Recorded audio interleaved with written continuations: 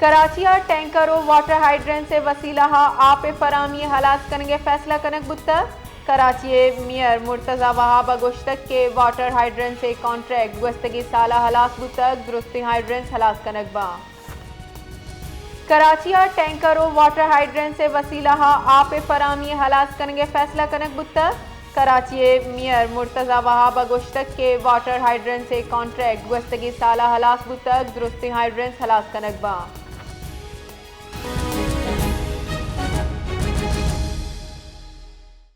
اس حوالے سے مزید تفصیلات جانیں گے حیات بلوچ سے۔ جی حیات بلوچ، بتائیے گا کہ کراچی میں ٹینکر واٹر ہائیڈرنس کے ذریعے پانی کی فراہمی کو ختم کرنے کا جو فیصلہ کیا گیا ہے، اس حوالے سے کیا تفصیلات ہیں؟ جی بالکل، یہ کراچی کے عوام کے لیے ایک اچھی خبر ہے اگر اس پر عمل کیا جائے۔ میئر کراچی مرتضی وہاب نے کہا ہے کہ کراچی سے ٹینکر اور واٹر ہائیڈرنس کے ذریعے پانی کی فراہمی ختم کرنے کا فیصلہ کیا گیا ہے۔